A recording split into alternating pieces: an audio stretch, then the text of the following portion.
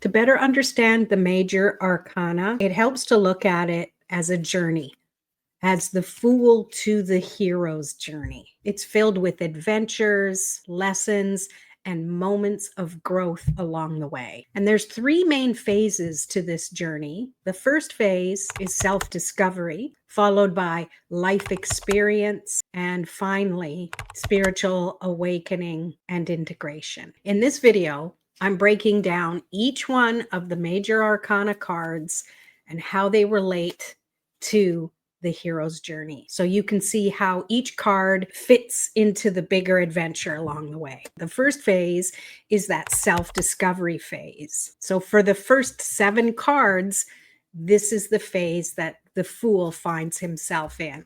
So let's start with the Fool. Here he is with his little backpack. He doesn't really know what to expect, so he didn't pack a lot, or maybe he's just not thinking enough ahead. So this can be seen as someone who's not prepared enough, or someone who's like, you know what? Things are going to happen the way they're going to happen. So this is the beginning stages. You could almost think of this as a youth, someone who's maybe a toddler and they don't know any better. And sometimes that's a good thing, and sometimes it's not. As we follow this Fool's journey, remember when you're pulling cards, this energy could show up differently. So I'm strictly just taking you from Fool to hero, from Fool to the world. And we'll have another video another time that's going to delve a little deeper into matching it with and connecting it with other cards. All right. So let's continue with the journey. After the Fool decides to embark on his journey, he meets up with the Magician. The Magician shows him the possibilities and the tools and the intention that is a powerful ingredient in moving forward. The Magician helps the Fool understand that there is more that's unseen, and sometimes you just have to trust in your own magic and trust the gifts that you have. So as the Fool continues on his journey, he meets up with the High Priestess. This is the first feminine energy that he meets up with, and she's there to invite him to look deeper into his own inner wisdom. She teaches him about unseen knowledge and his own intuition. And as he passes next to more feminine energy, we have the Empress. So he has that nurturing energy. He's learning about embodying abundance, how to create things so he can have sustainable energy along his journey. It's like teaching him to fish instead of just giving him a fish. And then he has that skill for life. So he's also using the experiences he's gained already through the High Priestess and through the Magician. So this Empress is encouraging the Fool to receive, to learn to be able to receive. And then he moves into connecting with the Emperor, the first major masculine energy, someone who is there to teach him structure and order, authority, and about stability and control, whether it's abiding by it or whether it's the Fool learning how to create that for himself. And notice that the Emperor has armor under his cloak, which means that he's also got that experience of conflict, of needing to step forward and protect things. He's not just a figurehead. So he's got that experience and can dole out his wisdom to the Fool so he can move forward from there. And then the Fool meets up with the Hierophant. This is the first card in the major arcana where you can see other people who are there kneeling in front of the Hierophant, who's offering spiritual wisdom, connection to those spiritual rules, to community, and teaching the Fool how to use that higher consciousness to help navigate him in his life. And that is taking us to the next card, which is the Lovers. And this completes this first phase of self-discovery.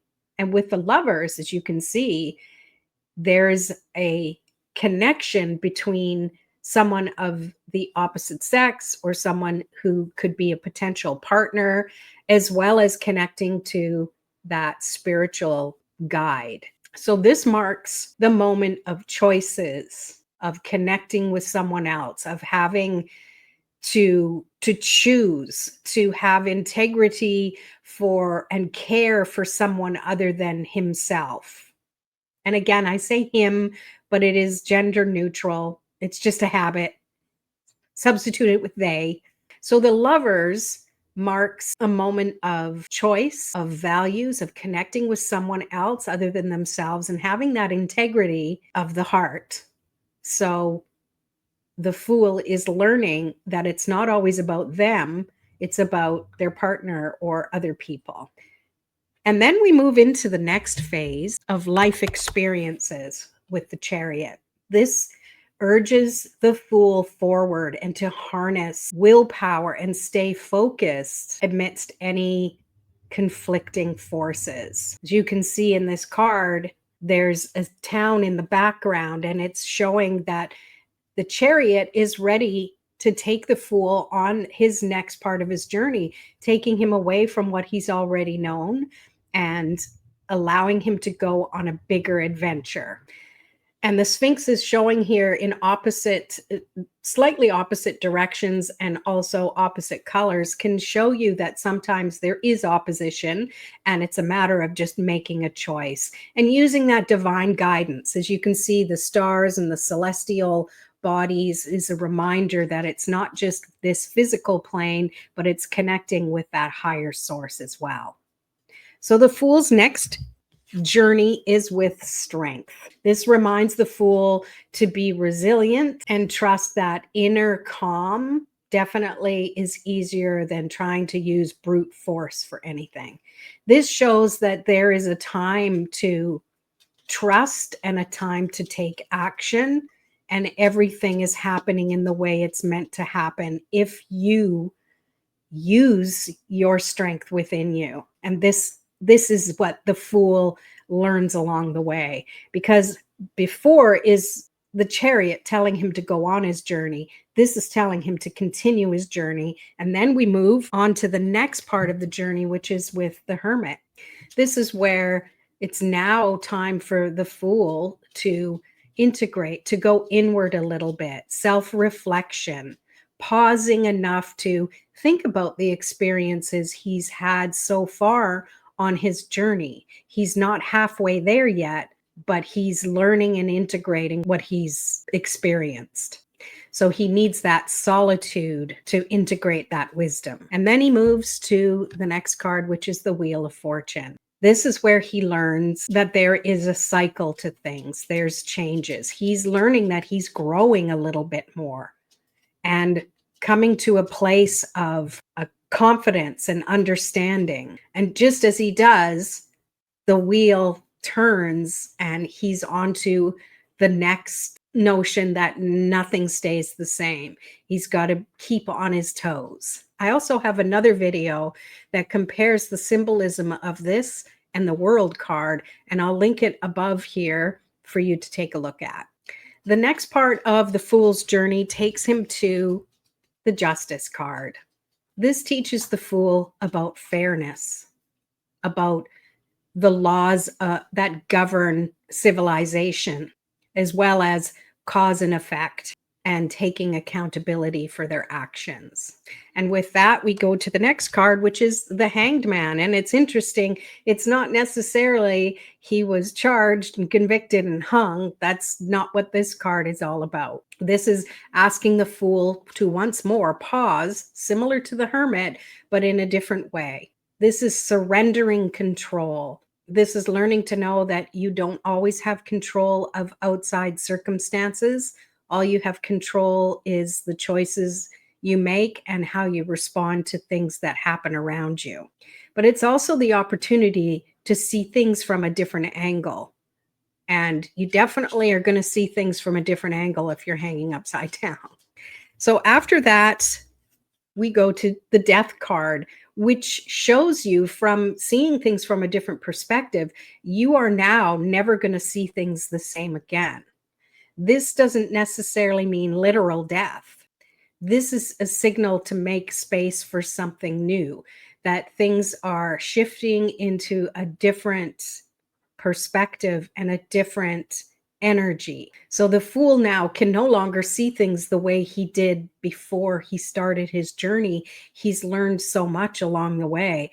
This is where he can decide if this death is going to be easy and effortless or painful and struggling. The choice becomes his. And then in this last card of the second phase, we have the Temperance card. This encourages the fool to understand that there's balance. And when things change, it changes into something totally different. It also shows that there's harmony, there's moderation, there's so many different magical things that can happen from allowing things to mix together to become something new. So now we move into the third phase, which is basically integration. And we have the Devil card. This reveals to the fool this new level of being trapped by their own thoughts and emotions, trapped by the illusions or the attachments or the fears. Because up to this point, the fool has been learning and gaining all this experience. He's never really had that shift and change that the Death card created and the Temperance card turned into something new. So this Devil card, this allows the fool to then see where he has probably been attracted to things that have been keeping him stuck instead of allowing him to move forward. The next card after that is the Tower, because once you learn something and you know you might have been doing something in a way that seems wrong to you, then the whole thing crumbles down. So with the Tower, it's shaking the fool's foundation to its core. So it's destroying anything that didn't have the solid foundation to continue being built. It's tearing down false structures and it's forcing this radical truth to come through. And after that, the fool goes through to the Star. This, I feel, is where the fool really becomes the hero, because the Star brings hope, inspiration, and divine guidance. After all that chaos, it's nice to know that this is still there for them. And it's trusting that you can be of two minds, and having the two streams shows that you can embody it all. And then the next stage from that is we go to the moon. So we go from the Star to the moon. The sun will be next. Oh, I gave it away. So with the moon, this is having the fool really look into his deepest instinctual connection to his life, to the world around him. It shows a domestic dog and a wild dog. It shows that primordial entity that's morphing from water to land. It's showing the phases of the moon. It's actually showing you an eclipse. It's not just the moon, it's the sun as well. So it's allowing him, they, to understand the illusions and to go deep into the emotions that they've been experiencing so far. This can bring up emotional uncertainty, but it's falling back to the other cards, to the Star that comes before it, to trust that divine guidance. And you can see how you can have this back and forth. The cards that bookend each one gives it strength or weakens it, depending on the card, depending on the reading. And then we move to the Sun, the next card, which shines with the clarity that going through that emotional stuff with the moon can bring. So this one is clarity, joy, success. This is where the fool is really standing into their role as the hero in their own life. This shows that they've come out the other side of those trials and tribulations fresh and new again. See, the picture is of a child on a horse. So even though the fool has gained all this experience and maturity, they're willing to see things from the awe and wonder of a child's perspective, the hopes and dreams of that child. is still alive, even in the most mature person. And the next from that, we have the Judgment card. So this offers the Fool the opportunity now to reflect back on his journey, their journey so far. This is a call to forgive, to connect with their higher self, and to just let go of those preconceived judgments they've had in this journey so far. Less judging of what happened and more embodying the experience from it. And then finally, we end and begin with the World. So as this ends, this shows completion. This is the hero's walk into the sunset, stepping into wholeness and feeling and embodying this new and improved hero so that they can turn around again and begin their next journey as the Fool. Rinse and repeat. So every time you tap into the Major Arcana, you can take into consideration the card before it and after it to help bring a more well-rounded message. So it's a good idea to sit and play with the Major Arcana cards a little bit. Sit with each one at a time. Take your time with it. And you can probably come up with your own interpretation in your own life that you can use as experiences as you're learning this Major Arcana. There you have it. I hope you enjoyed this video. And make sure you join my Tarot Cafe if you want to continue learning and growing with your tarot cards. But you can also download my free tarot cheat sheet if you haven't already. We'll see you in another video. Peace.